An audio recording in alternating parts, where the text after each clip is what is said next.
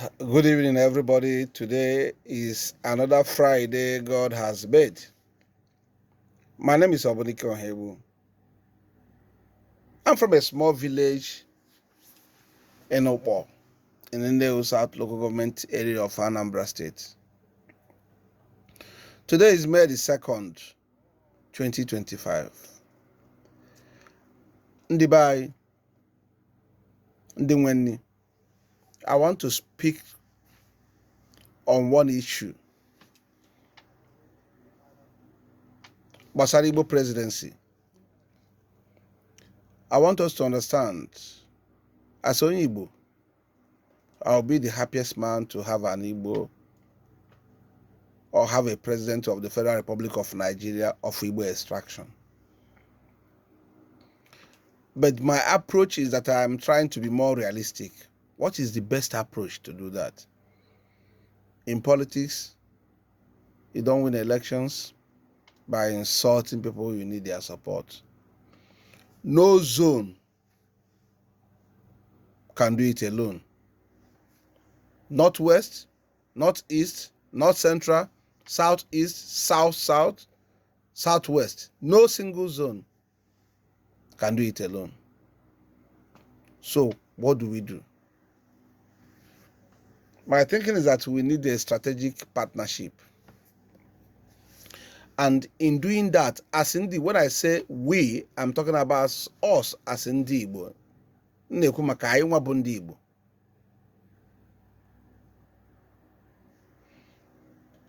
Who is the willing partner we need to work with? In my humble opinion, any idea that a Southerner can defeat Asiwaju in 2027 should be perished. Let me share an experience with you, a practical one. In 2017, Anambra State governorship election, we were privileged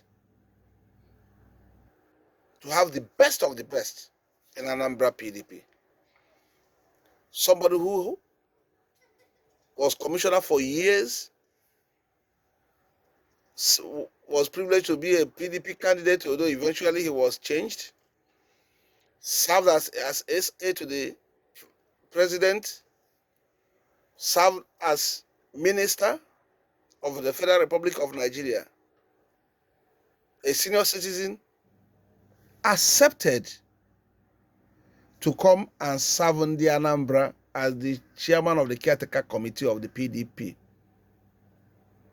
because he felt that he was willing, ready, and happy to make any sacrifice that could make PDP win Anambra State in 2017. When he came in, with the help and support of P2B and other leaders in Anambra, after Oseloko Obaze, fantastic gentleman, almost perfect. I said almost because no human being is perfect, including Obonike Onhebu. I'm not perfect. Great candidate with the best experience. No governorship candidate of Anambra State, no governorship candidate in Anambra State came with the kind of experience he had.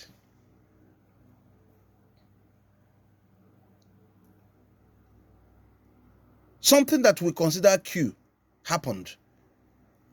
As at that time, one of the founders of PDP, led Dr. Alex Ekwueme, was perceived to be sympathetic to the Obiano-led APGA government in Anambra State.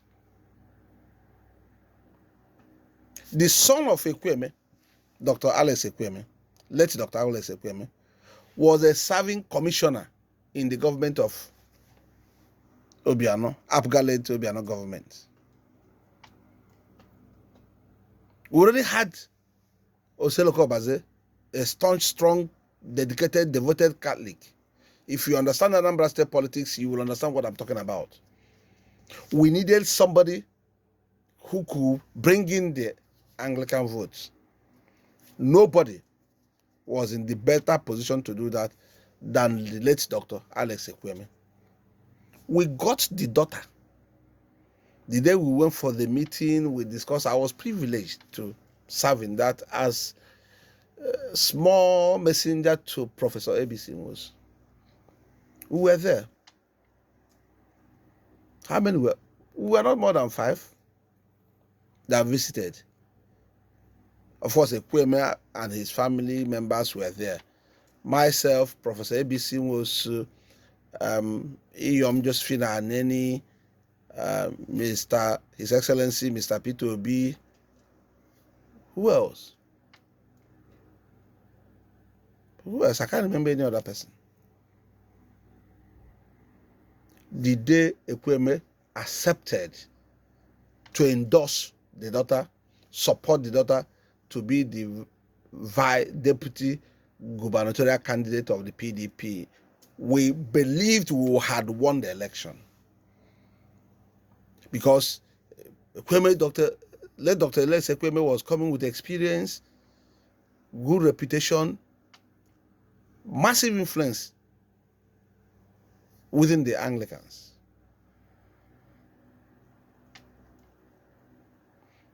That resonated with the people. We moved around. Mr. Peter Obi led most of the campaigns in all the local governments. You could feel the acceptance of our team in all the local governments. On several occasions, we visited Ochanja main market, all the markets in Onitsha. Complete shutdown. What happened? From nowhere, Obiano came with a message. 4 is better than 8. His message was to the Anambra North. I'm your brother, I've done 4 years. You see already what I'm doing in the communities within the Anambra North? Will you allow your brother to be disgraced? To the Anambra South and Anambra Central. Regardless of your assessment of me, I've already done 4 years. I can only do another 4 years. So why take the risk of getting my brother who is coming to do 8 years? Can you wait? We made a mistake. We didn't take 4 is better than 8 seriously. On election date, when the votes were coming in, even though we had the best campaign PDP has ever done in Anambra State, we had the best team PDP has ever done in Anambra State, the PDP has ever had in Anambra State, the best campaign PDP has ever done in Anambra State, we lost the entire 21 local governments. We lost in my local government, Newu South, the caretaker committee chairman, Professor ABC was, we lost in his local government in Newu North. We lost in His Excellency Peter Obi's local government. Our candidate, we also lost in his local government. The deputy, Ekwueme, we lost in his local government. The deputy, we lost in their local government. Why? Because the Anambra felt 4 as at that time was better than 8. Why do you think that the North Central, the North West, and the Northeast will trust another Southern candidate when Asiwaju has only 4 years from 2027?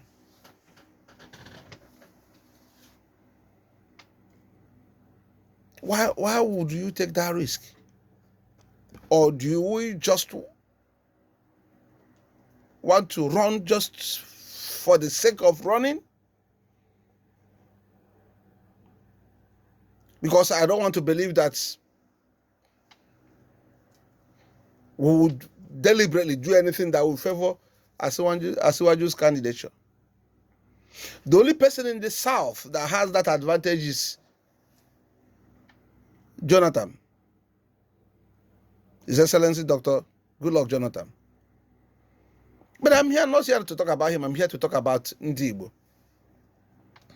As Onyi Igbo, I believe that the best option is to do what we have already done before and saw the impact. Atiku Obi. Get Atiku to make commitment to 4 years. Within further 4 years, let him even do electoral reform, probably to get the National Assembly to amend the Electoral Act for the presidency to be for 5 years. Do 4 years, hand over to Peter. That is the shortest route. Yes, you. What you are asking me now, what if Atiku decides to do 8 years instead of 4? Even in him doing 8 years, Atiku is still a shorter route than allowing Asiwaju to complete 4 years, then you go to North to do 8 years, making it 12, without any guarantee. Without any guarantee that the Igbos will smell the presidency. But in Atiku's government, Igbo will be part of the presidency from day one. Because the presidency is not complete without the vice.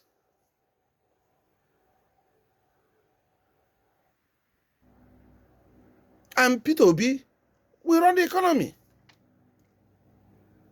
Obviously. So why are we not thinking towards that direction? Yes, a lot of people are saying that Atiku at something should retire.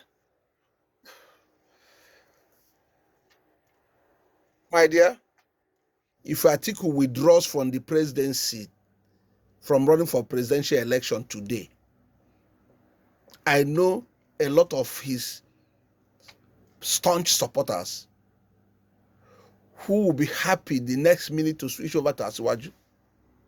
They do not have us as alternative. But they will support us if we have a partnership with Atiku. Then Atiku, as a sitting president, can now get them to work for our candidate. Not for him to withdraw. You expect him to, even if he put in his resources, accepts to step down and put in his resources, it will still never make the impact, because a lot of people are with him because he's Atiku.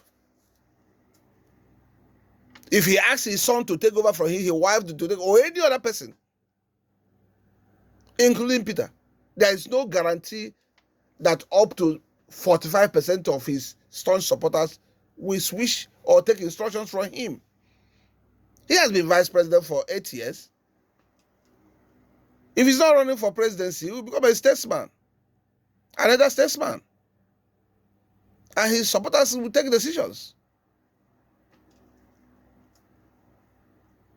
So why would we ask him to retire when we don't have alternative? Who is the alternative? Somebody will sit in the comfort of his room, will not go and persuade the person to be the president? Have you not seen what is happening in states where strangers are brought in to lead? Bikoni, take this thing home tonight. Till next Friday, ask yourself, what is the realistic route to an Igbo presidency other than Peter having a partnership with Atiku? If you have a shorter route, please explain to me. Put it down on the comment section. Once again, I am Obunike Onhebu from a small, quiet, calm village in Okpo, Anambra State. Thank you.